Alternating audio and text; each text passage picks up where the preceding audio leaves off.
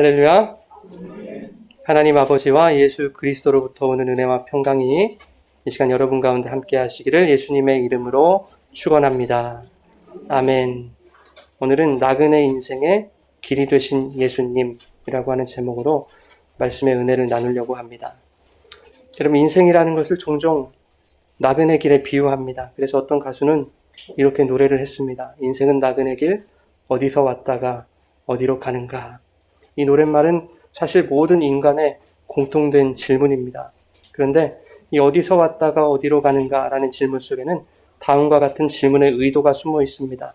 도대체 나는 어째서 내 의사와는 상관없이 이 세상에 태어나서 지금 여기 있는가?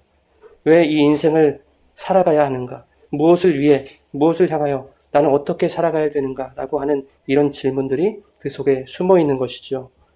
사업의 실패, 육체의 질병, 불우한 가정 환경, 온갖 고민과 상처와 아픔들, 정도의 차이들은 있겠지만 사람들은 누구나 자신을 괴롭히는 답답한 현실의 문제를 안고 살아갑니다.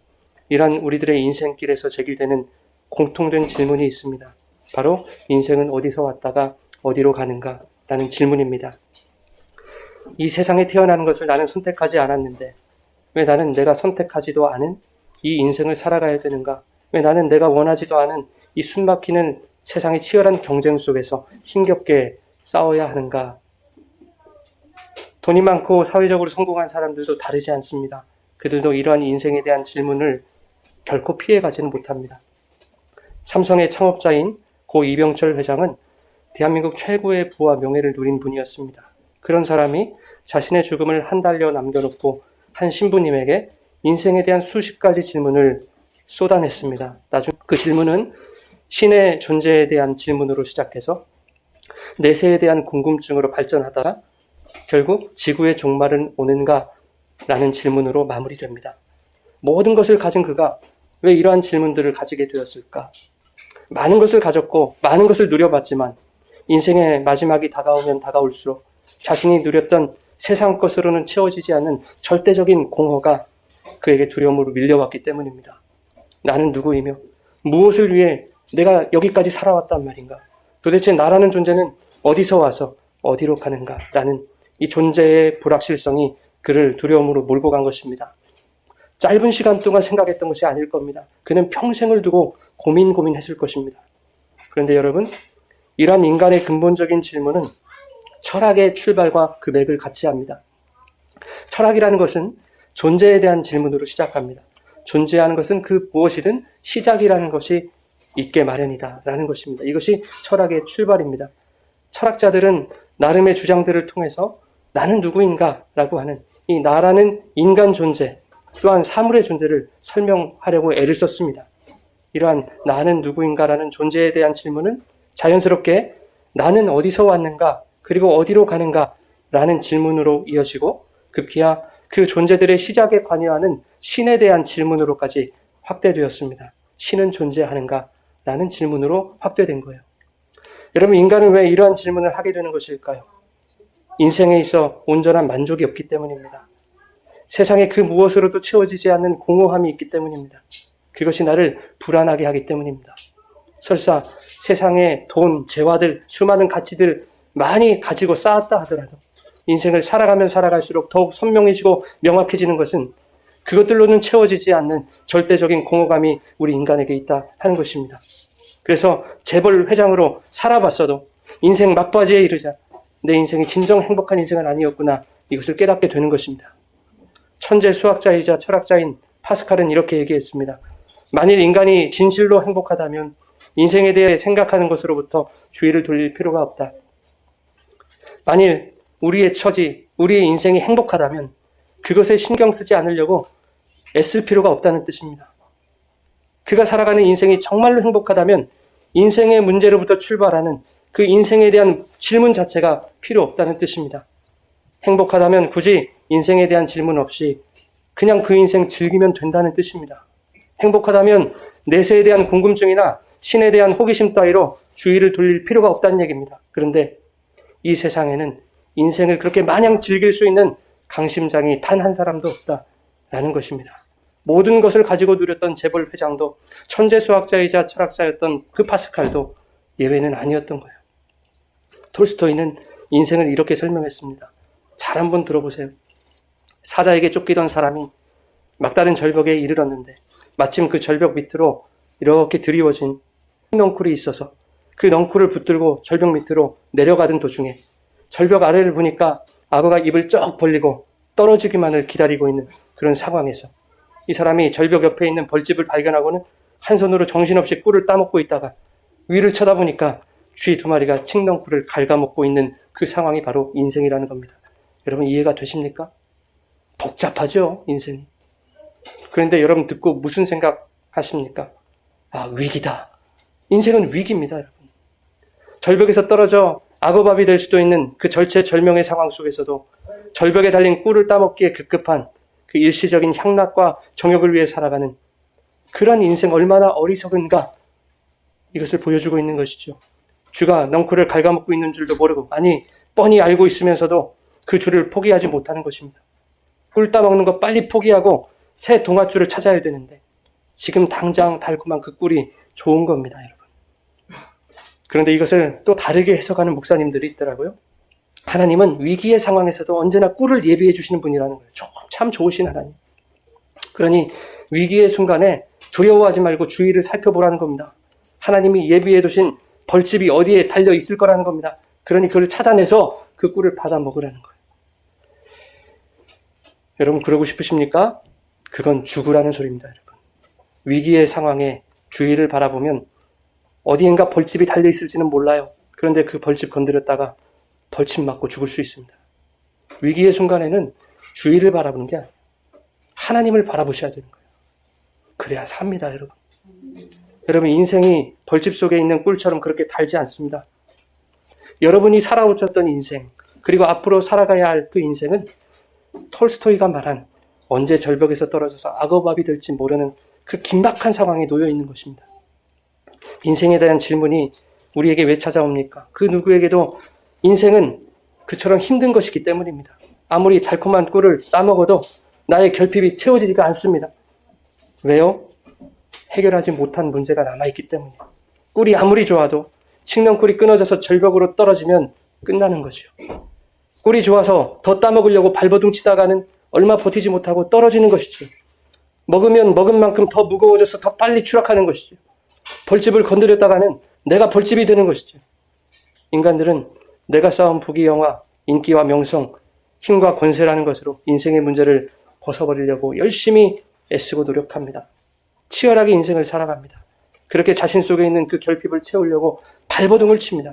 그러나 그렇게 발버둥을 치면 칠수록 내가 쌓은 부귀, 영화, 힘과 권세가 무거워지면 무거워질수록 그것들에 더 집중하면 집중할수록 오히려 그 인생의 추락을 가속화시킬 뿐입니다.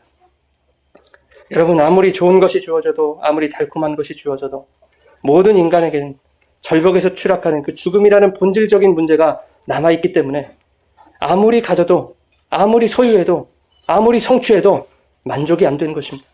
세상적인 가치들로 아무리 채우려 해봐도 절대 채울 수 없는 것이 있습니다. 그래서 모든 인생에는 죽음에 대한 두려움으로부터 오는 그 무엇으로도 채울 수 없는 커다란 구멍이 있는 것입니다. 그 구멍을 우리는 공허라고 부릅니다. 그 커다란 구멍, 공허함이라는 것을 그 무엇으로도 메울 수 없다는 사실을 결국 모든 인간들은 언젠가 깨닫게 됩니다. 인생의 중반이 됐든 종반이 됐든 이제 죽음을 앞둔 그 시점이 됐든 언젠가는 깨닫게 되어 있습니다. 그때 비로소 인간은 인생에 대한 근본적인 질문 앞으로 다시 돌아오게 되어 있습니다. 인생은 무엇인가? 나는 도대체 어디로부터 와서 도대체 어디로 간단 말인가? 여러분 인간은 그래서 모두가 철학자인 것입니다. 인생이 어디서 와서 어디로 가는가에 대한 질문, 철학자들이 했던 것처럼 모든 사람들이 다 그 질문을 떠안고 가는 거예요. 이 질문에 어떠한 유명한 철학자도 속 시원하게 대답해 준 바가 없습니다. 어떠한 인간도 스스로 이 문제에 대한 답을 내리지 못한다는 것입니다. 그러나 성경은 이 문제에 대하여 명확하게 답해 주시는 유일한 분을 소개하고 있는 것입니다. 그것이 오늘 본문 8장 14절에 나와 있습니다. 우리 본문을 함께 읽겠습니다. 시작. 예수께서 대답하여 이르시되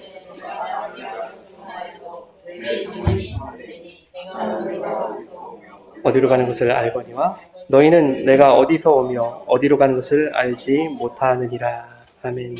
자, 예수님께서 이렇게 말씀하셨습니다. 내가 어디서 오며 어디로 가는 것을 알거니와 너희는 모른다. 너희는 모른다라고 말씀. 이것은 인생이 어디로부터 오며 어디로 향해 가는가를 예수님만이 아신다는 뜻이에요. 그러니 예수님만이 우리의 인생을 가이드하실 수 있다라는 뜻입니다. 여러분, 인생은 길찾기와 같습니다. 사람들은 나름의 행복의 길을 찾습니다. 행복해지기 위해서 선택하는 길은 사람마다 매우 다양하죠. 돈을 많이 버는 것, 큰 집을 사는 것, 비싼 외제차를 타는 것, 대기업에 들어가는 것, 좋은 사람과 결혼하는 것, 아이들 교육 잘 시켜서 좋은 데 취직시키는 것, 건강하게 장수하는 것. 사람들에게는 저마다 선택할 수 있는 수많은 행복의 길들이 있습니다. 세상이 제시하는 행복을 위한 길들이 너무 이 세상은 많은 거예요. 그러면 성도인 여러분이 선택하신 행복을 추구하는 길은 도대체 뭐냔 말입니다. 단테의 신곡을 보면 처음 구절이 이렇게 시작합니다. 인생의 절반을 지나 어두운 숲속에 있음을 알았으나 어긋난 길에 서 있었다. 여러분, 이것은 비극 아니겠습니까? 여러분, 세상이 제시하는 행복해지기 위한 수많은 길들 중에 어떤 길을 선택해서 열심히 달려왔는데 그렇게 인생의 절반을 지났을 때, 아니 인생의 종반을 지났을 때, 아니 죽음의 문턱에 이르렀을 때 내가 어두운 숲속에 있다는 것을 깨닫게 된다면, 내가 선택한 길이 잘못된 길이고 어긋난 길이다라는 것을 알게 된다면 그것은 비극 아니겠습니까? 앞이 깜깜합니다. 막막하죠. 인생 여기서 끝내고 싶은 마음 들지 않겠습니까? 그런데 여러분, 누군가가 우리에게 다가와서 진짜 바른 길을 가르쳐 준다면, 길을 잘못 들어서 헤매고 있는 나를 누군가 옳은 길로 인도해 준다면 그것은 비극으로 끝날 수밖에 없었던 내 인생에 희극이 시작되는 것 아니겠습니까? 잘못 가고 있을 때 누군가 옆에서 그 길이 아니라고 이 길이 맞다고 가르쳐 준다면, 그리고 그 길을 그분이 함께 걸어가 주신다면 그 길이 얼마나 행복한 길이 되겠습니까? 그분이 바로 우리 예수님이신 것입니다. 저 어렸을 때 길을 잃은 적이 있습니다. 사촌 형이 껌을 사러 가는데 그거 따라가다가 놓친 거예요. 당시 제 나이가 3살이었다고 하더라고요. 저는 그보다 더 큰 줄 알았어요. 왜냐하면 기억이 남아있기 때문에. 근데 3살이었대요. 그날의 공포가 얼마나 컸던지요. 3살짜리 기억 속에 그날의 일들이 고스란히 박혀서 지금까지 기억하는 거예요. 집을 찾으려고 골목골목을 이리 뛰고 저리 뛰었던 장면이 떠오릅니다. 아무리 찾아도 아는 길이 나오지 않는 거예요. 제 힘으로는 도저히 길을 찾을 수 없더라고요. 그렇게 바닥에 철썩 주저앉아서 부들부들 떨고 있는데 교복 입은 누나들이 제게 다가와서는 저를 안고 집을 찾아줬습니다. 아직도 그 누나들이 했던 말이 기억이 나요. 괜찮아, 누나가 찾아줄게. 누나가 꼭 집으로 데려가 줄게. 그래서 그 누나들이 찾아줬는지 아니면 경찰에 인계했는지는 기억은 안 나지만 그 누나들이 했던 말들이 그렇게 기억이 납니다. 혹 그 누나들이 길을 모르는 사람들이었다면, 혹 나쁜 사람들이었다면 그럼 어떻게 됐을까요? 길을 잃은 저의 비극은 그저 비극으로 끝날 수밖에 없는 것이죠. 길을 잃어 헤매고 있는데 길을 찾아주겠다는 사람이 길을 모르거나 잘못된 곳으로 인도한다면 그것은 더 큰 비극이 아닙니까? 그러나 우리 예수님은 분명히 말씀하시는 거예요. 나는 어디서부터 와서 어디로 가는지 아는 자다.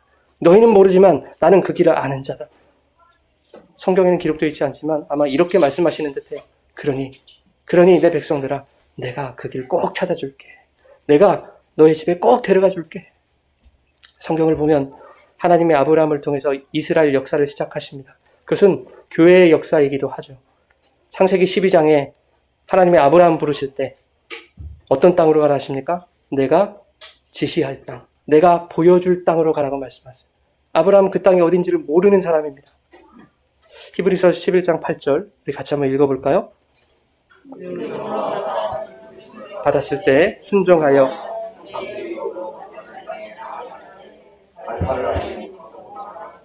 네. 아브라함은 어디로 가야 할지 모르고 그냥 말씀 받들어서 무작정 떠난 것입니다. 이스라엘의 역사, 교회의 역사는 그렇게 시작된 거예요. 인간으로서는 도무지 어딘지 알 수 없는 미지의 땅으로의 여행, 그것이 이스라엘의 인생길인 것입니다. 나는 모르지만 하나님이 계획하신 길로, 하나님이 인도하신 길로, 하나님만 아시는 그 길로 걸어가는 것이 저와 여러분의 인생길이라는 것입니다. 성경은 종종 이스라엘을 거류민 혹은 나그네라는 표현을 사용합니다. 히브리서 11장 13절 말씀 우리 함께 읽겠습니다. 이 사람들은 다 믿음을 따라 죽었으며 그것을 멀리서 보고 환영하며 또 땅에서는 외국인과 나그네임을 증언하였으니. 아멘. 이스라엘은 그 믿음의 선진들의 삶은 그들이 이 땅에서 나그네였음을 증언하는 삶이었다라고 이렇게 성경이 말하고 있는 것이죠. 나그네는 여러분 정처 없이 떠도는 사람입니다.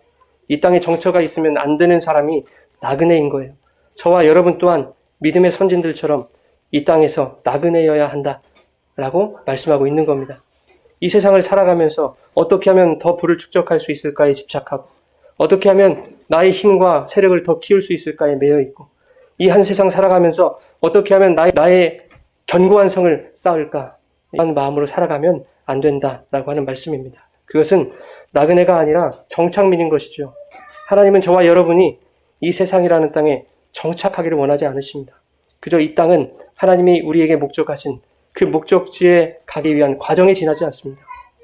히브리서 11장 14절부터 16절까지 함께 읽겠습니다. 이같이 말하는 것은 자기들이 본향을 찾는 자임을 나타내며 그들이 나온 바 본향을 생각하였더라면 돌아갈 기회가 있었으려니와 그들이 이제는 더 나은 본향을 사모하니 곧 하늘에 있는 것이라. 이러므로 하나님이 그들의 하나님이라 일컬음을 받으심을 부끄러워하지 아니하시고 그들을 위하여 한 성을 예비하셨느니라. 아멘. 여러분, 나그네는 이 세상을 본향으로 삼는 자가 아닙니다. 이 땅에서 본향을 만나는 자들입니다. 아브라함의 본향이 있었죠, 여러분. 갈대아 우르. 얼마나 비옥한 땅이었습니까? 지난 시간에 갈대아 우르가 얼마나 문명화된 도시였다는 걸 말씀드렸죠. 수세식 화장실이 있고 상하수도 시설이 있고 목욕탕이 있고 했던 그런 도시였습니다. 그런데 그 갈대아 우르가 진짜 본향이 아니라는 거예요. 아브라함의 고향은 갈대아 우르가 맞아요. 그런데 진짜 본향이 아니다라고 하는 겁니다. 도대체 이게 무슨 말입니까? 15절 보십시오. 그들이 나온 바 본향을 생각하였더라면 돌아갈 기회가 없었으려니와. 갈대아 우르 그 비옥한 땅을 그들이 생각했더라면 얼마든지 돌아갈 수 있었다는 거예요. 그러나 이제는 더 나은 본향을 사모했대요. 그 본향은 하나님이 말씀하신 세상 땅에 속한 그 가나안 땅도 아닌 거예요. 13절에 그들이 믿음을 따라 죽었는데 약속의 땅은 받지 못했다 이렇게 말씀하고 있죠. 그 본향은 하늘에 있는 것이다 라고 말하고 있는 겁니다. 영적 가나안 땅, 하나님 나라를 말씀하는 거예요. 고린도전서 1장 30절 말씀 우리 함께 읽겠습니다. 너희는 하나님으로부터 나와서 우리에게 지혜와 의로움과 거룩함과 구원이 되셨으니. 여러분, 성도는 이 땅에서 난 자들이 아닙니다. 하나님으로부터 난 자들이다. 이렇게 성경 기록하고 있어요. 에베소서 1장 4절과 5절 계속해서 읽겠습니다. 곧 창세전에 그리스도 안에서 우리를 택하사 우리로 사랑 안에서 그 앞에 거룩하고 흠이 없게 하시려고 예수 그리스도로 말미암아 자기의 아들들이 되게 하셨으니. 창세전부터 우리를 택하시고 예정하셔서 예수 안에서 하나님의 아들들이 되게 하셨다. 그래서 우리들의 본향은 서울, 대전, 대구, 부산이 아니라 어디입니까? 하나님 나라인 거예요. 그러니 아브라함의 고향이 갈대아 우르라고 해도 그의 본향은 하나님 나라인 것입니다. 여러분, 우리가 하나님의 나라를 본향으로 믿는 진정 나그네들이라면, 그리고 이 땅에서 나그네 인생길을 걷고 있다면 우리는 이 세상을 바라보며 이 세상을 소망하며 그렇게 걷는 자들이 아닌 거예요. 오히려 너는 이 길을 선택해야 행복해질 수 있어. 이 방법을 선택해야 이 세상에서 어깨에 힘 좀 주고 살 수 있어. 이렇게 세상이 가르쳐주는 수많은 행복의 길들을 거절하고 마치 이 세상에서 길 잃은 자처럼 주저앉아 진짜 행복의 길로 인도해줄 인도자를 기다려야 하는 것입니다. 이 길 저 길 헤매다가 결과적으로 집도 찾지 못하는 세상의 길이 아니라 진짜 아버지가 계신 그 본향, 그 집에 나를 데려다줄 그 인도자를 만나야 되는 것입니다. 그 길을 아는 분, 그분이 바로 예수 그리스도입니다. 아니, 그분 자체가 길이라고 말씀하지 않습니까? 요한복음 14장 6절 말씀 같이 읽겠습니다. 예수께서 이르시되 내가 곧 길이요 진리요 생명이니 나로 말미암지 않고는 아버지께로 올 자가 없느니라. 아멘. 내가 바로 너희가 찾고 찾는 그 길이다. 내가 너희의 길이 되어야만 너희가 아버지가 계신 곳으로 돌아갈 수 있는 것이다 말씀하는 거예요. 길을 아는 예수님만이 길을 잃고 정처 없이 떠도는 나그네와 같은 우리를 그 아버지가 계신 집으로 인도할 수 있는 것입니다. 그 예수를 따라가야 우리는 이 세상과 비교할 수도 없는 더 나은 분야 하나님 나라에 들어갈 수 있는 것입니다. 여러분, 이스라엘 민족을 히브리 민족이라고 하죠. 히브리라는 말을 뜯어보면 그 말 속에는 어떤 특정 계층을 경멸적으로 지칭하는 핫비르라는 말에 영향이 있었다는 것을 알 수 있어요. 히브리는 핫비르의 영향을 받았어요. 경멸적으로 지칭하는 그런 뜻이었어요. 그런데 이 핫비르라는 말 속에 떠돌이라는 의미가 있습니다. 떠돌이는 나그네와 같은 거죠. 바람처럼 구름처럼 떠돌아다니는 나그네 인생. 어떻게 보면 참 한심스럽기도 하고 서글프기도 하고 인생이 딱해 보이지 않습니까? 그런데 이 히브리라는 말은 건너가다, 이브리라는 말에서 유래했습니다. 그래서 히브리는 건너간 사람들이라는 뜻이야. 세상에 볼 때는 힘도 없고 볼품도 없는 그런 나그네처럼 한심하고 딱한 떠돌이처럼 그렇게 초라하게 보일지 모르지만 이스라엘은, 교회는, 성도는, 그 히브리들은 이미 그 세상의 바다를 건넌 자들이다 라고 하는 뜻인 겁니다. 여러분, 성경은 이 세상을 죄악이 창이란 바다에 비유하지 않습니까? 그런데 하나님은 모세를 통하여 그 홍해 바다를 가르셔서 이 떠돌이 나그네 민족, 히브리 민족이 마른 땅으로 걸어가게 하시고 뒤쫓아오는 애국 군사들은 그 홍해 바다에 수장시켜 버리셨어요. 아무리 힘있고 권세 있는 애국이라고 할지라도 하나님이 함께 하시는 떠돌이 이스라엘, 그 히브리 나그네 백성들을 결코 이길 수 없는 거예요. 오병이어 기적 이후에 예수님이 제자들을 바다 건너편으로 건너가라고 말씀하셨습니다. 제자들이 열심히 노를 저어 건너가는데 맞바람이 심하게 불어오는 것이었습니다. 파도가 몰아치니까 아무리 노를 저어도 건너가지지 않는 겁니다. 마태복음에 보면 이렇게 기록하고 있어요. 배가 이미 육지에서 수리나 떠나서 바람이 거스름으로 물결로 말미암아 고난을 당하더라. 제자들은 바다에서 잔뼈가 굵은 베테랑 어부들이죠. 그런 자들이 그 바다에서 고난을 당하더라 하는 겁니다. 그들의 경험과 노하우, 그들의 실력이나 노력으로는 그 바다를 건너갈 수 없더란 얘기예요. 오히려 자신들의 힘으로 건너보려고 애쓰면 애쓸수록 더욱 그들에게 그것이 고난으로 다가올 뿐이었습니다. 고난당하는 제자들을 보시고 예수님이 바다 위를 걸어오십니다. 그 예수님을 배로 영접하니 바람이 그쳤습니다. 그것을 요한복음에서 이렇게 기록합니다. 예수님을 배로 영접하니 배는 곧 그들이 가려던 땅에 이르렀더라. 어떻게 그럴 수 있습니까? 바다 한가운데서 곧 그들이 가려던 땅으로 도착했다. 어떻게 그럴 수 있습니까? 그 예수님이 길이시자 목적지이기 때문입니다. 여러분, 성경이 우리에게 교훈하시는 것은 분명합니다. 너희 힘으로 해봐야 그것으로는 그 세상의 바다를 건널 수 없다라는 겁니다. 너의 힘으로 뭔가를 해보이라고 이 세상을 창조하고 너희를 이 세상에 보낸 것이 아니라는 뜻입니다. 그러니 이 세상에서 제발 너희는 가만히 있어 내가 하나님됨을 바라보아라. 풍랑이는 그 바다에서 너희의 노력과 노하우로 고난을 자초하지 말고 잠잠히 오늘 주께서 행하시는 구원을 바라봐라. 바다 위를 걸어오시는 예수님을 보고 베드로가 이렇게 말합니다. 정말 주님이시거든 나를 명하사 물 위로 오라 하소서. 자기도 바다 위를 걷고 싶었던 것이죠. 함께 있던 다른 제자들에게 내가 바로 예수의 수제자다 뽐내고 싶었던 것이죠. 몇 걸음 걷는가 싶더니 바다에 빠져버립니다. 여러분, 예수님은 신앙인들이 이 세상 바다에서 자신의 신앙과 믿음을 자랑하는 거 원하지 않으십니다. 예수 잘 믿었더니 부자 되고 예수 잘 믿었더니 힘이 주어지고 은사가 주어지고 예수 잘 믿었더니 출세하고 하나님 이런 거 원하지 않으십니다. 예수 잘 믿으면 세상적으로도 성공해 이런 거 모두 바다 밑으로 수장시키시기 원하시는 분이에요. 베드로가 바다 위로 걷고 싶었던 그날에 예수님은 베드로의 세상적인 욕망을 바닷속에 수장시켜 버리신 거예요. 내가 주님을 바라보니까 야, 이 바다 위를 내가 걷게 되네요. 예수님. 이런 교만함을 수장시켜 버리신 거예요. 여러분, 맞습니다. 예수님만 바라볼 수 있다면 바다도 건널 수 있는 거예요. 예수님만 바라보면 무슨 두려움이 찾아옵니까? 그러나 베드로가 바다 위를 걷는 것을 동경하라고 이 말씀을 주신 게 아니에요. 인간은 자기 스스로 끝까지 주님을 바라볼 수 없는 한계적 존재다라는 걸 가르쳐 주시기 위해서 그 말씀을 허락하신 거예요.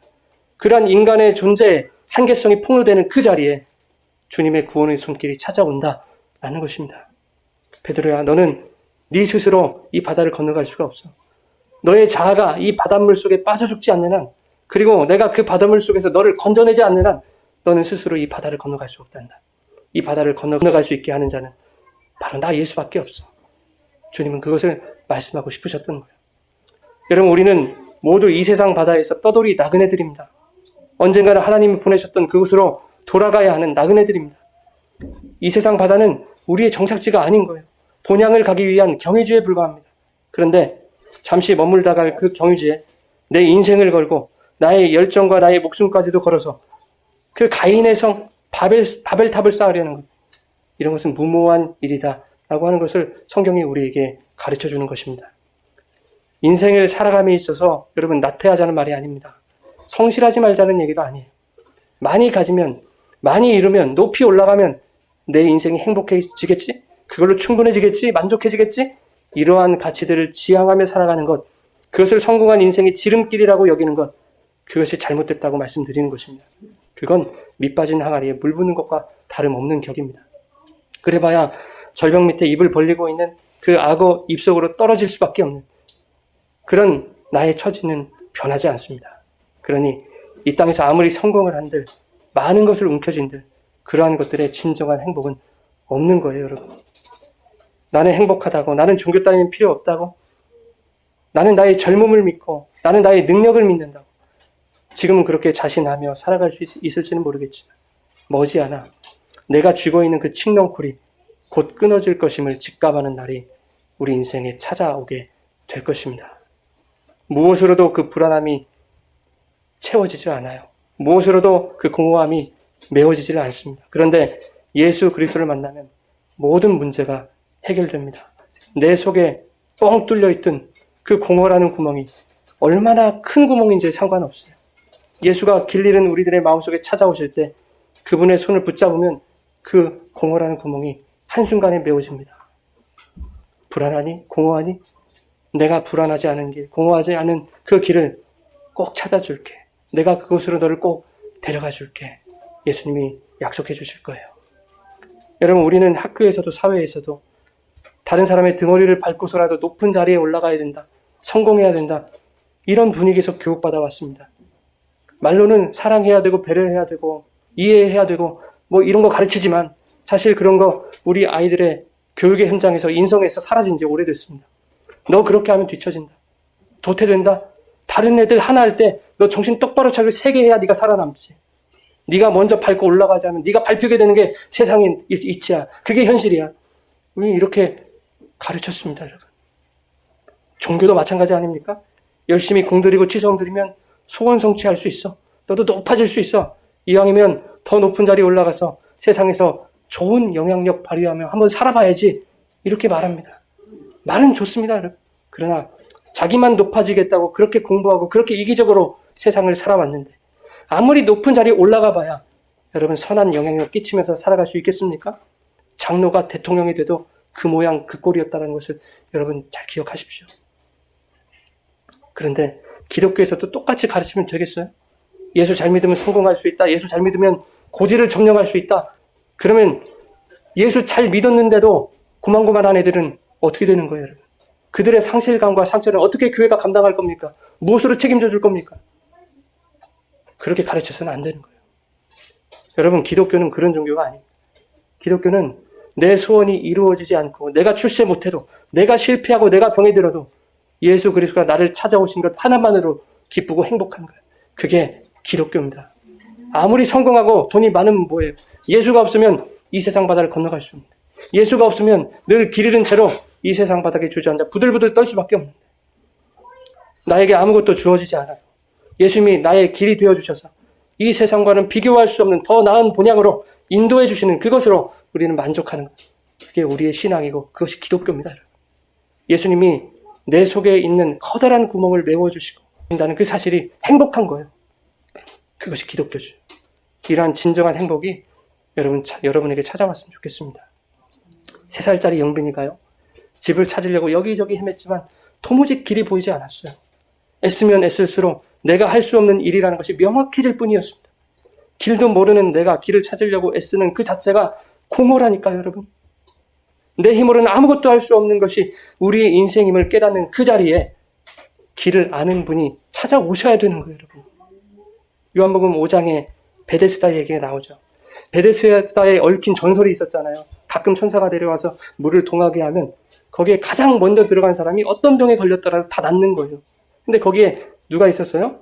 38년 된 병자가 있었잖아요. 거기에 행각 5개가 있었는데 그러면 거기에 얼마나 많은 병자들이 모여 있었겠습니까? 주님이 38년 된 병자를 보시고 병이 오래된 줄 아시고 물어보셨어요. 뭐라고 물어보셨나요? 낫기를 원하느냐? 저 같으면 어떻게 대답했을까요? 예, 낫기를 원해요. 이렇게 대답하면 되는 것을 뭐라고 대답했는지 보세요. 주여, 물이 움직일 때에 나를 못에 넣어주는 사람이 없어서 내가 가는 동안에 다른 사람이 먼저 내려가나이다. 여러분, 이 병자는 평생 거기에 진치고 있어도 베데스다로 갈 수 있을까요? 없을까요? 없습니다. 그가 무엇을 할 수 있겠습니까? 할 수 있는 건 아무것도 없어요. 그런데도 불구하고 내가 제일 먼저 베데스다로 향하는 그 길을 내가 걸어보겠다고 거기 들어 누워 있는 것은 그것은 얼마나 공허한 일입니까, 여러분? 매일의 삶이 공허한 그에게 예수님이 이렇게 말씀하시는 거예요. 내 자리를 들고 걸어가라. 아, 너 잘못 짚었어. 평생을 거기 있어도 내 힘으로는 베데스다로 가는 길이 걸을 수 없어. 네 힘으로는 그 길 걸어갈 수 없어. 그 길을 못 찾아. 그리고 그 베데스다 연못이 너를 고쳐주지 못해. 그래서 길이신 예수님이 그에게 다가오신 거예요. 너는 못 가니 내가 길이 되어 너를 찾아온 거야. 그리고 그 길이신 예수님이 베데스다의 생수가 되어서 병자를 덮어버린 것입니다. 그러자 무슨 일이 일어나요? 그 사람이 곧 나와서 자리를 들고 걸어가니라. 그의 평생의 공허가 채워진 것입니다. 여러분, 천재 수학자이자 철학자였던 파스칼은요, 당시 유럽 사교계에 아주 인싸? 핵인싸? 최고 인기 스타였어요. 왕자들, 공주들도 야, 나 파스칼하고 대화했잖아. 나 파스칼하고 악수했잖아. 이게 화제가 될 만큼 그렇게 인기 있는 사람이었다고요. 그런데 당대 탑스타였던 파스칼에게 인생의 대전환을 가져온 사건이 일어났습니다. 어느 날 사교 파티에서 거나하게 취한 파스칼이 귀가하던 도중에 세느강 다리에 마차 바퀴가 걸려가지고는 전복이 됐어요. 그래서 마차에 낀 겁니다. 어떻게 가스로 빠져나와서 목숨을 구했어요. 파스칼이 일어나서 놀라운 광경을 보게 됩니다. 눈앞에 무슨 일이 있었냐는 듯이 세느강 물이 고요하게 너무 아름답게 흐르고 있었다는 거예요. 그때 파스칼은 충격 가운데 이렇게 자문합니다. 도대체 죽음 앞에서 내 존재는 뭐란 말인가? 죽음 앞에서 내가 천재라는 것이, 내가 세상에서 쌓아온 명성과 인기라는 것이 도대체 무슨 소용이란 말인가? 죽음 앞에 서 있는 자신의 존재 안으로 밀려드는 그 공허함에 그는 나를 세며 술을 마시며 그렇게 고민합니다. 그러나 그 어떤 것으로도 그 공허함이 채워지지 않는다라는 걸 알게 돼요. 고통스러워하는 파스칼에게 그의 누나가 예수를 전했고 비로소 파스칼은 깨닫게 됩니다.